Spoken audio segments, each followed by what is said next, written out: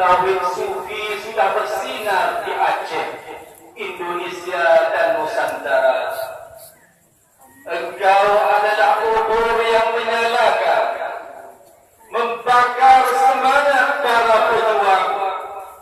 Engkau menghidupkan jiwa-jiwa yang mati, menyuluh jiwa-jiwa yang kegelapan, mengutip anak-anak jalanan dengan kasih sayang, bersuara lembut dan tegas pada para pemimpin, mendapat kasih pada para ulama, bersabar diam jika dirimu dicela, bingkas bangun apabila ilmu sufi dijelekkan.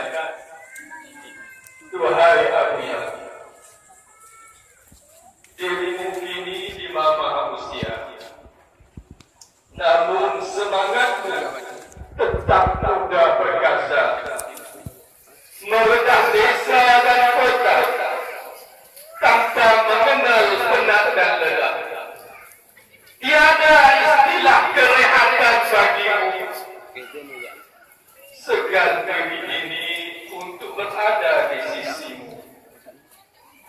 Perjuanganmu dalam cinta ilahi, jejakmu dikasihi Nabi, gerakmu didoakan sekalian aulia. Kebangkitan Islam tiada akan berlaku tanpa adanya hubungan cinta yang benar, akhlak dan adab yang mulia, sang hamba pada Tuhan, para umat pada Rasulnya, para saudara pada sesama saudaranya, para pejuang pada seluruh umat manusia. Gerakan Sufi tidak berasaskan kebencian, tiada berasaskan kemarahan, penuh cinta, kemaafan dan pengharapan, agar manusia mengenal dan mencintai Tuhan, sujud bersimpuh sebagai hamba yang benar. Para pemimpin amanah menjaga rakyat, para saudagar yang kaya menyayangi fakir miskin, para fakir miskin redha, rajin berusaha dan tidak gemar meminta-minta. Para mukmin hidup penuh cinta dan saling membantu. Mereka bergerak bagaikan air yang mengalir, tiada merempuh dengan keras selagi ada jalan damai yang boleh dilalui. Namun, ingatlah, air yang tenang boleh menjadi ombak tsunami.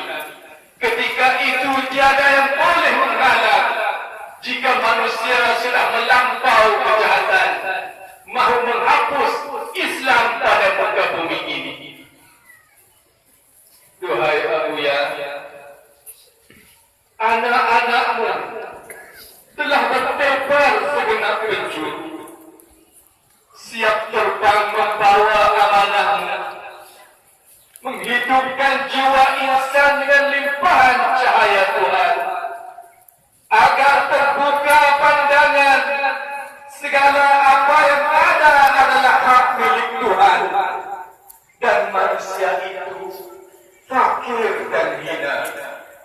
Maka janganlah berjalan dengan penuh kesombongan, merasa mulia diri dengan sesiapa. Khauf dan roja silih berganti lantaran benar cahaya tauhid dalam jiwa. Dengannya dunia menjadi damai, Islam bangkit dengan 1000 keindahan, hingga berduyun manusia bersujud pada Tuhan, bersaksi Muhammad adalah Rasulullah sallallahu alaihi wasallam, cahaya tauladan buat sekalian insan. Wallahu a'lam. Tuku 26 Maret 2019. Assalamualaikum warahmatullahi wabarakatuh. Waalaikumsalam.